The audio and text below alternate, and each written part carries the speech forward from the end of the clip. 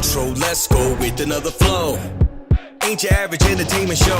More than entertainment than what's on the screen. Connecting dots on what you see. Have you ever wondered how it all began? The idea, how they started the plan. Execs, actors, the whole team.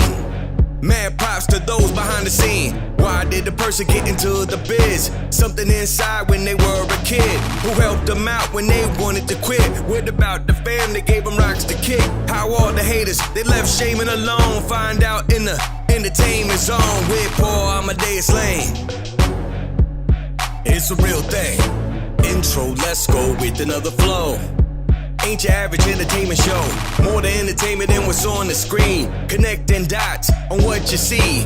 All right, this is the Entertainment Zone. I am Paul Amadeus Lane. And if you missed my segment on Cloak Dagger, we chatted with Aubrey Joseph, who plays Tyrone on Cloak Dagger. He shared insight about his character, what we have to look forward to in season 2, and also his top 3 or 4 MCs of all time, because he's from the birth of hip-hop, Brooklyn.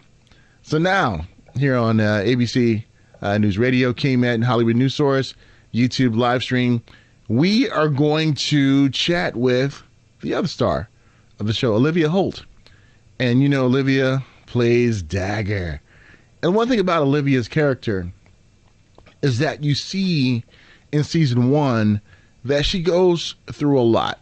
So I wanted to ask Olivia what it's like playing Dagger, and you know, some of the things she can share with us that's insightful about the series. Olivia, I remember last year we talked before the series came out, and there was only so much you can tell us because it didn't drop on TV yet. Yes. But now, since we had season 1, what's been the most memorable episode that really stuck out in your mind, that really kind of brought the story together?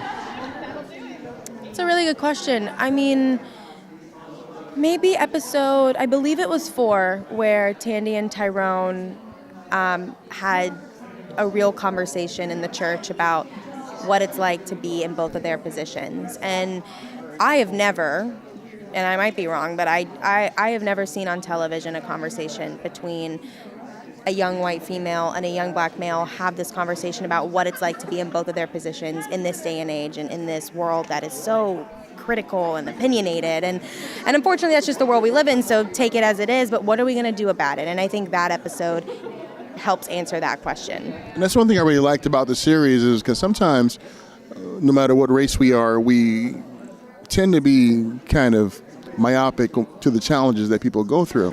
And I thought the story really showed that no matter what race you are, no matter what gender you are, we all have the same kind of similar problems and trying to strive for better.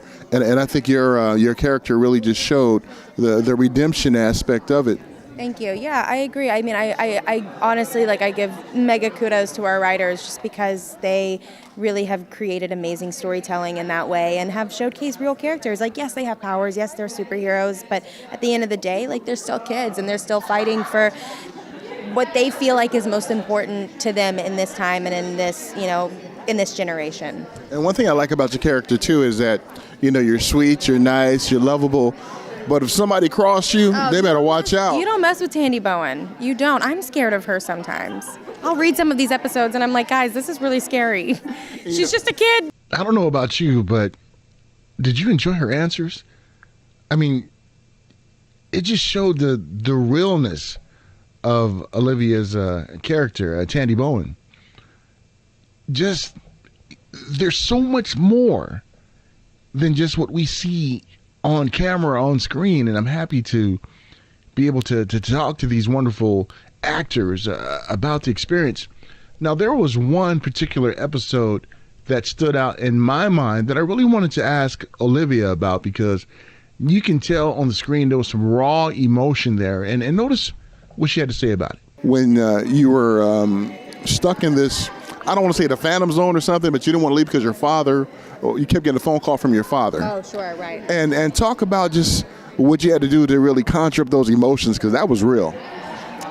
Absolutely. I mean, a lot of acting for me is substitution and sort of finding those moments, especially when they're more emotional and heavy and raw. It's finding a substitution to put it in its place. And I have a very close relationship with my dad, and losing him I just can't even imagine that, because he's my best friend. And so putting myself in Tandy's position and sort of being in the same position, right? She loved her father. He was her hero, and now not having him in her life anymore is very difficult. And so I think that was a trigger for her, and I think she, still struggles a little bit with it. But season 2, obviously, she has a very different opinion of him. And after watching season 1 and seeing the things that her mom went through with her dad, and I think she's just sort of confused and is trying to grasp and understand exactly what she needs to do in order to create a safe and comfortable environment for her mother and also the people around her, and also for women in general in society.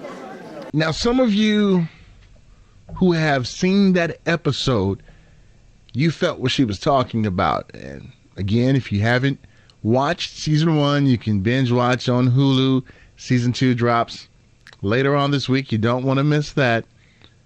As some of you who know me, you know I am a clown. I like to have fun, not only on the shows I host, but the red carpet as well, too. So in my last question to Olivia, I know some of you out there have thought about this. I know you have. Check it out. And since you're a singer and everything, it'll be nice one episode. If you're in trouble and you say, you better call Tyrone. I'm going to make that happen. I'll go talk to Joe right now. Now I know everybody out there want her to sing You Better Call Tyrone, or have Call Tyrone in there, because as you know, Aubrey Joseph's character is Tyrone. So it's only right that you have that song in there. And I'm going to pose that question to some of the executive producers, see if I can get an answer about that. All right. See, Olivia says she's going to make it happen. Let's see if she can make it so. All right. Don't forget, the new episodes, season 2 of Cloak and Dagger drops this week. Binge watch it. Check it out if you haven't seen season 1 first. About 10 episodes. It's awesome. It's amazing. It's a great show. They're dealing with some real life issues out there. All right. When we come back, we are going to chat with some of the executive producers. And something tells me that I'm going to pose some interesting questions to those producers. All right. We'll be back right after this.